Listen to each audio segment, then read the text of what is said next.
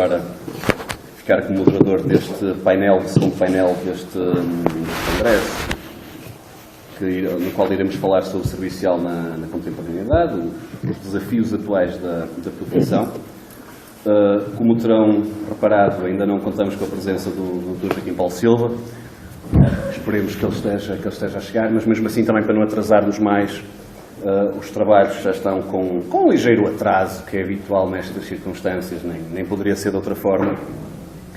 Vamos já dar início à primeira comunicação, já passar a palavra ao professor Dr. Manuel Menezes, que penso todos conhecerão, mesmo assim, licenciado em Mestre em Serviço Social, é doutorado em Ciências da Comunicação, é professor auxiliar no Instituto Miguel Torga, colaborador também da Universidade Católica, do Centro Regional de Braga, se não... Viseu.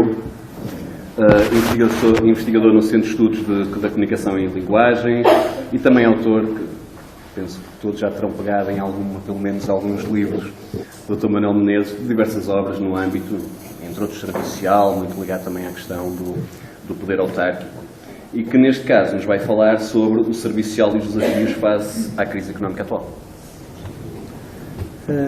Muito bom dia a todos. Gostaria de cumprimentar os presentes, Miguel.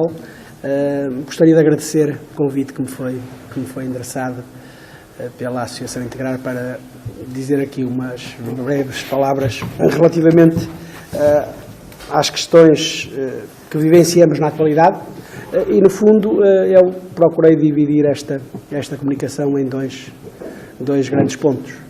Por um lado, num primeiro momento, falar um pouco, ou fazer uma breve leitura sobre a crise económica que todos vivenciamos,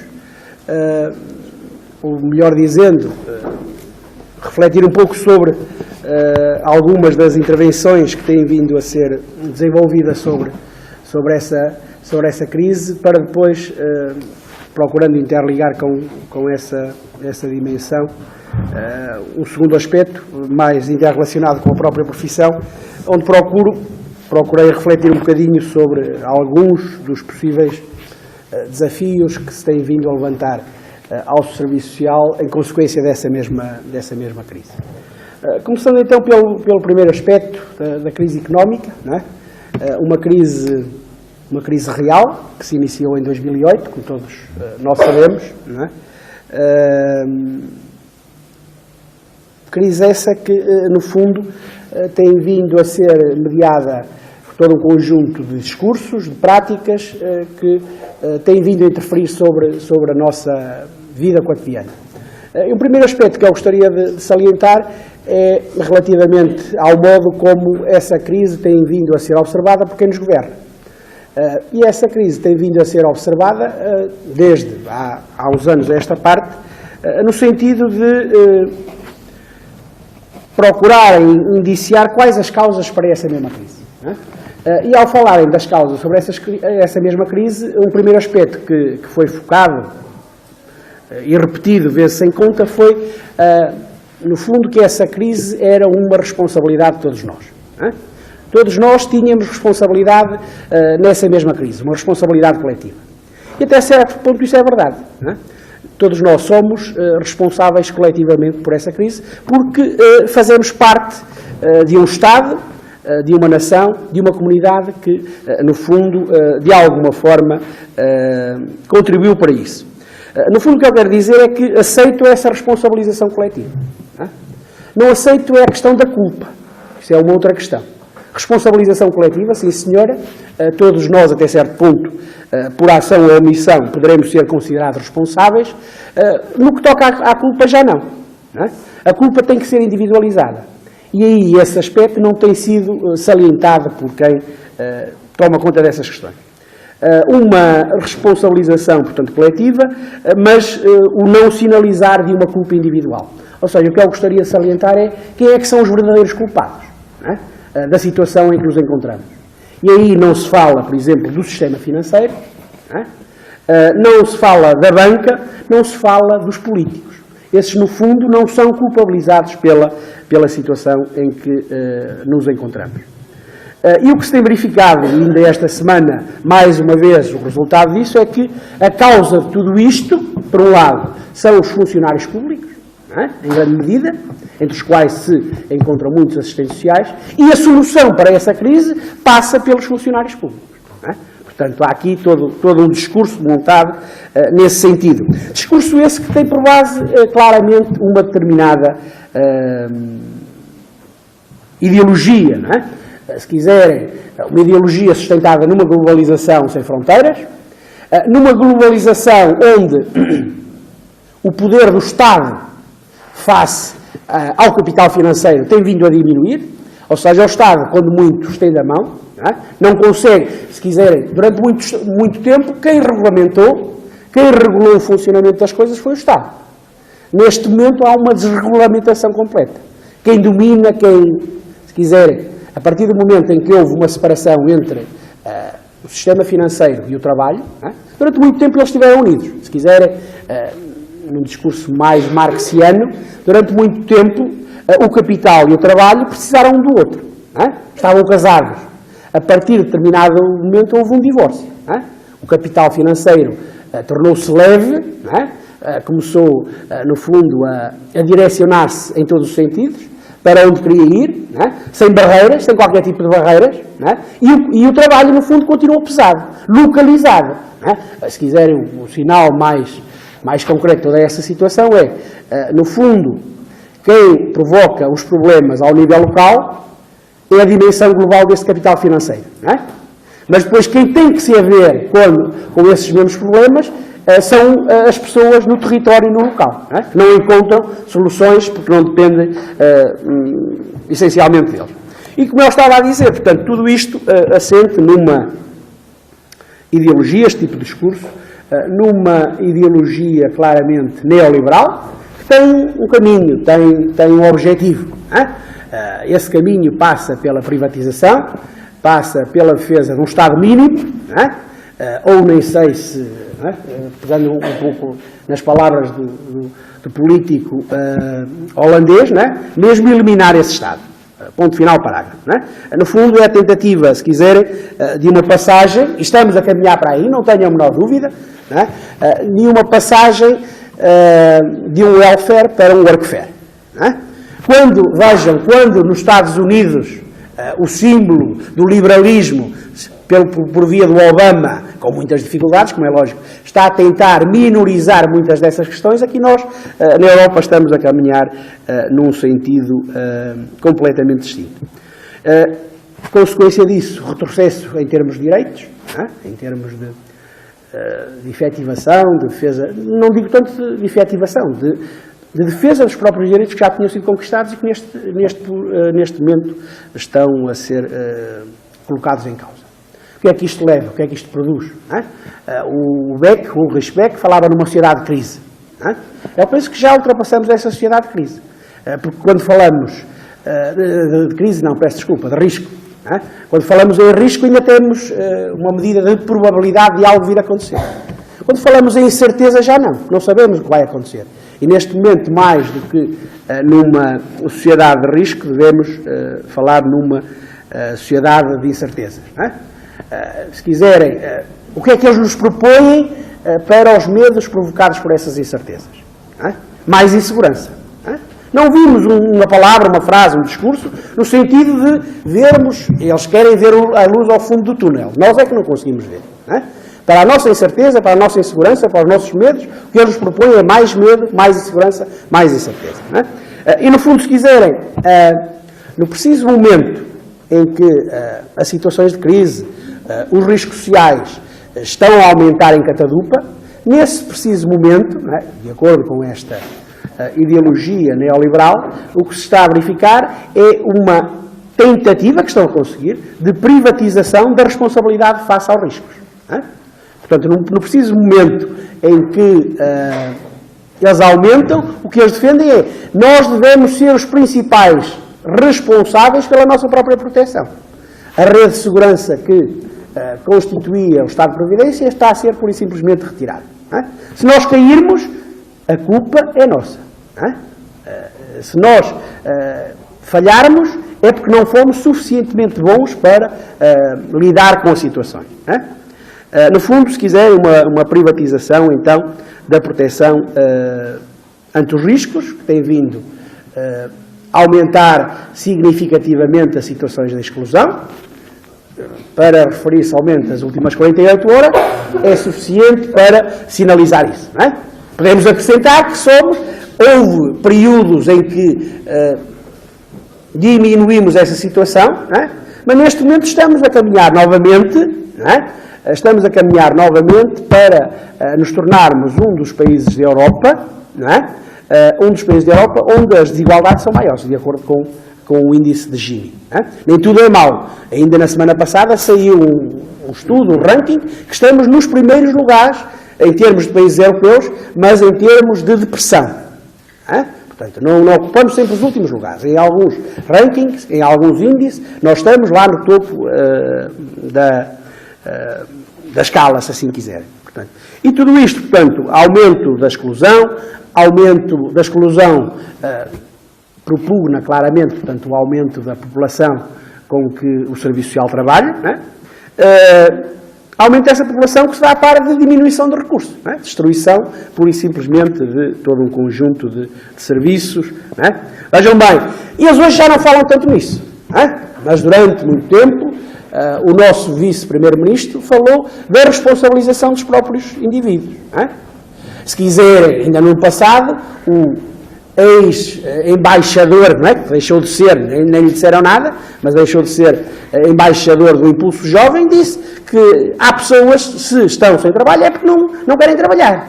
Ou então não têm competências para trabalhar. Portanto, este discurso de responsabilização também está presente neste tipo de práticas de análise. Não é? E, no fundo, o que significa é que muitos desses indivíduos têm vindo a absorver este discurso. Não é? No fundo, como dizia o poeta, primeiro estranha-se e depois entranha-se. Eles, no fundo, estão cada vez mais a aceitar que são os próprios responsáveis. São os próprios responsáveis pela situação em que se encontram. Mas, como dizia o Bauman, não há soluções biográficas para contradições sistémicas. Se os erros estão no modo de funcionamento da sociedade, como é que nós podemos responsabilizar os indivíduos? Mais ainda, nós estamos perante, eu diria, não estamos perante políticos. Não os quero adjetivar como o Mário Soares os adjetivou recentemente, mas não estamos perante políticos. Estamos pura e simplesmente perante burocratas. Há aí um filme, não sei se já foram ver, que estreou dia 3 de outubro, Hannah Arendt, que está no cinema, que eu aconselho a ir ver, onde, no fundo, serve de reflexão para este momento que nós estamos a vivenciar. Ela, no fundo, nesse filme, toma por base um julgamento de um funcionário nazi, o Adolf Eichmann, que fazia parte da burocracia nazi e que, no fundo, em termos muito simples, portanto, ele era, no fundo, a peça da engrenagem que levava a que funcionasse bem a solução final, da destruição dos judeus. E, no fundo, o que ela apelidou, depois de analisar esse julgamento, que ela esteve presente nesse julgamento enquanto representante de um jornal norte-americano, o que ela disse é que o exemplo do Eichmann era o exemplo da banalidade do mal. O indivíduo que, embora não tendo morto ninguém, contribuiu para a morte de milhões de pessoas. E o que ela dizia é o indivíduo que simplesmente não pensava sobre aquilo que fazia. Simplesmente cumpria ordens. E se elas mudassem de hoje para amanhã, ele, independentemente dessas ordens poderem ser completamente opostas, ele pura e simplesmente limitava-se a cumprir ordens. A que funcionasse a engrenagem, não tinha, se quiserem, nenhum problema moral. A sua consciência não lhe pesava por aquilo que ele fazia, porque ele pura e simplesmente fazia parte de um sistema e ele estava ali para fazer funcionar esse sistema. Em termos diferentes, nós estamos perante burocratas. Já não foi uma, nem duas, nem três, nem 4 vezes que o nosso Primeiro-Ministro disse. Pura e simplesmente estamos a cumprir regras. As consequências dessas regras não nos interessam.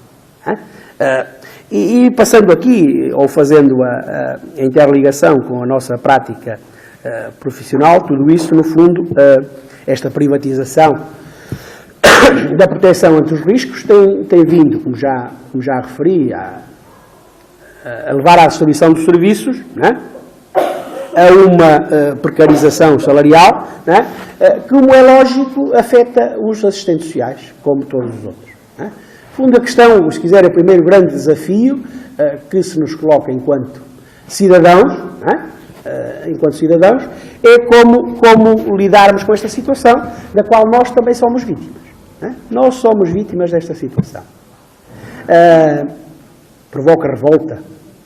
Como é que nós nos sentimos? Interiormente. Nós que lutamos, nós que investimos, nós que procuramos, no fundo, ser alguém e de um momento para o outro estamos a destruir todos os sonhos. Esse é o primeiro grande desafio dos assistentes sociais. Se quiserem, dos cidadãos em geral, não se deixarem abater, eles estão a conseguir.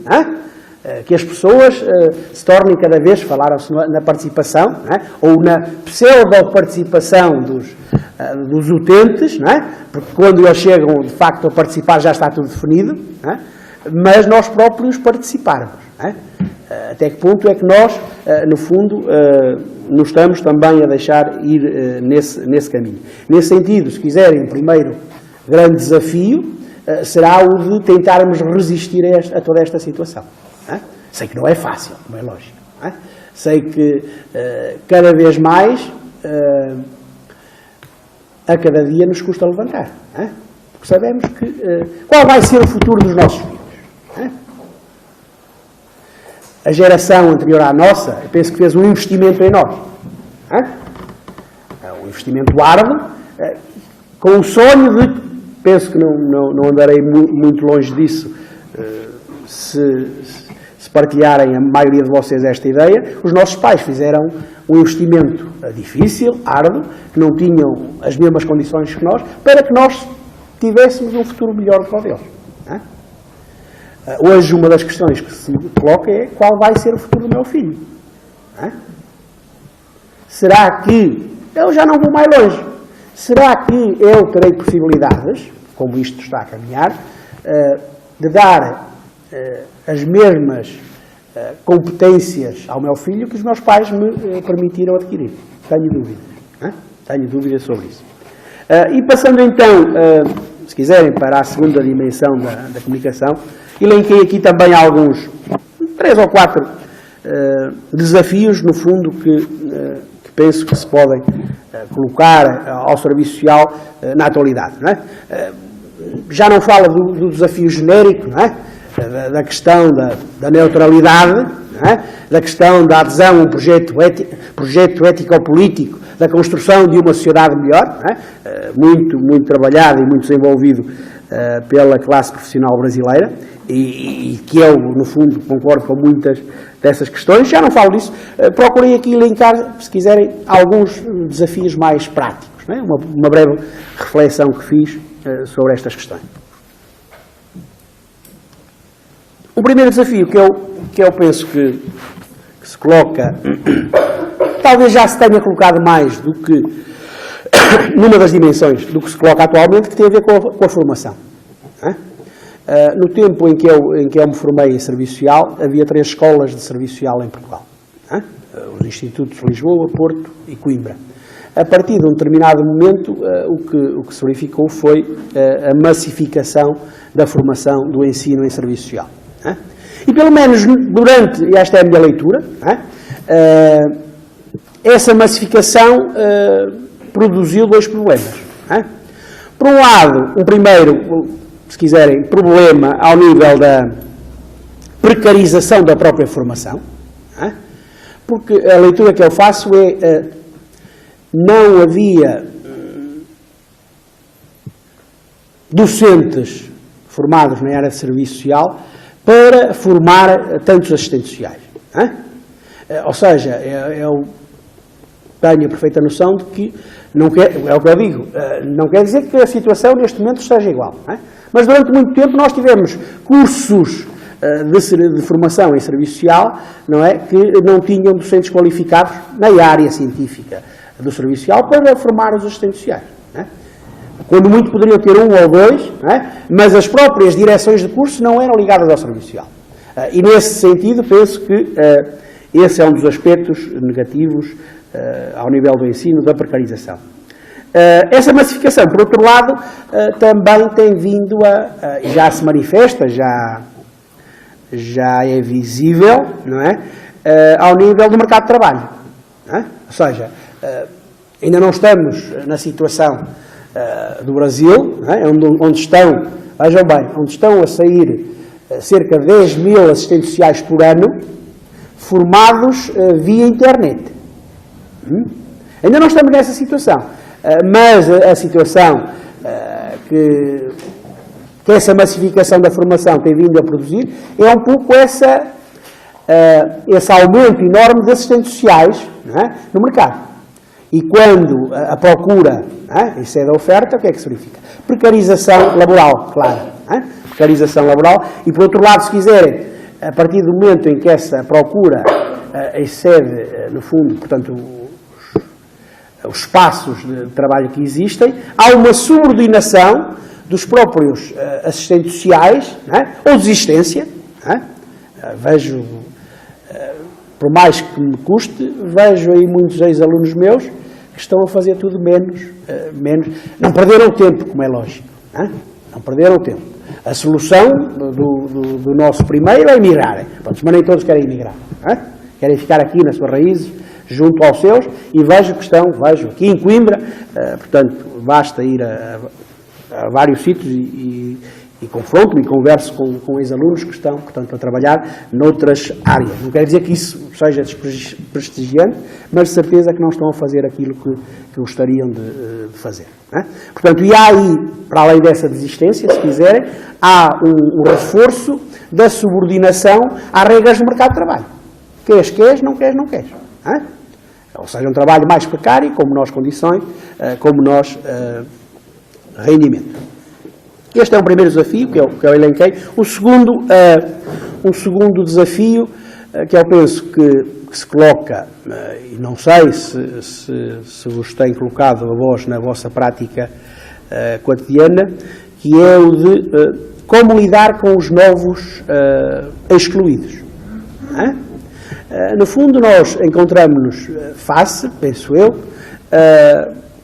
um conjunto de pessoas que neste momento recorrem aos serviços dos assistentes sociais, que recentemente eram sujeitos de direito, que eram cidadãos, na verdadeira acessão da palavra, e neste momento não passam de cidadãos virtuais. São pessoas com um perfil totalmente distinto dos utentes com que lidávamos aqui há uns anos. Com os utentes que tinham um percurso de vida de exclusão, em que era preciso, no fundo, trabalhar essa situação. E ainda dentro deste desafio,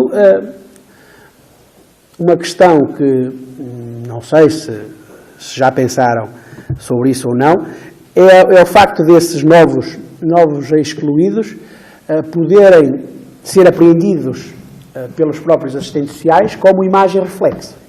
Ou seja, eles ao olharem para eles, poderem estar a ver o seu futuro.